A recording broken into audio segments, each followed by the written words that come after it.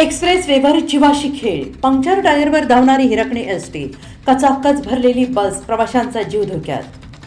नमस्कार, मी रिया पवार, रिपब्लिक महाराष्ट्र न्यूजमध्ये आपलं सगळ्यांचं सहर्ष स्वागत करते. आणि ही बातमी आहे पुणे येथून आमचे प्रतिनिधी गोरक्ष मदने यांच्याकडून.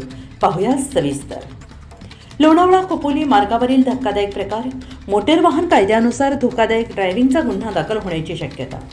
लोणावळा ते खोपोली एक्सप्रेस हायवेवर मंगळवार दिनांक 15 जून 2024 रोजी सकाळी 9 ते 9:30 वाजण्याच्या सुमारास एस टी महामंडळाच्या हिरकणी बसमधून प्रवाशांच्या जीवाशी खेळ सुरू असल्याचा धक्कादायक प्रकार समोर आलाय.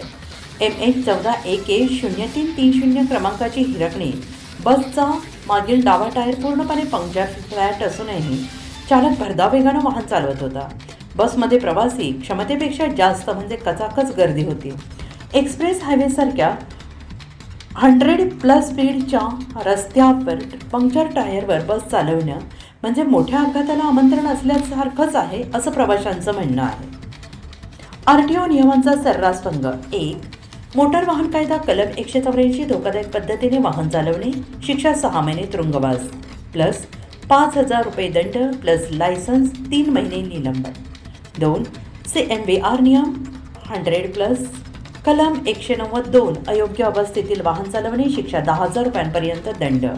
कलम 3 कलम 192 क्षमतेपेक्षा जास्त प्रवासी, प्रत्येक अतिरिक्त प्रवाशामागे 200 रुपये दंड प्लस वाहन जप्ती. 4. NHAI नियम एक्सप्रेस वेवर बिघाड झाल्यास 1033 हेल्पलाईनला कळवून डाव्या लेनला वाहन लावणं बंधनकारक, चालू अवस्थेत चालवणं हा गुन्हा. सामाजिक कार्यकर्ते श्री गोरक्ष मदने यांनी हा प्रकार कॅमेऱ्यात टिपून RTO आणि ST महामंडळाकडे कारवाईची मागणी केली. त्यांनी सांगितलं आहे की प्रवाशांचा जीव महत्त्वाचा आहे. ST ही सर्वसामान्यांची लाईफलाईन आहे. अशा निष्काळजीपणामुळे मोठा अनर्थ घडू शकतो. तात्काळ संबंधित चालक आणि डेपो अधिकाऱ्यांवर कारवाई करा. ST महामंडळ आणि RTO पुणे यांची तात्काळ दखल घेऊन संबंधित बसचे फिटनेस सर्टिफिकेट तपासून चालकावर निलंबनाची कारवाई करावी, अशी मागणी प्रवासी वर्गातून होते आहे.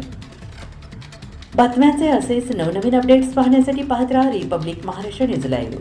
शेअर करा, लाईक करा, आमच्या चॅनेलला सबस्क्राईब करून बेल आयकॉन दाबायला विसरू नका. धन्यवाद.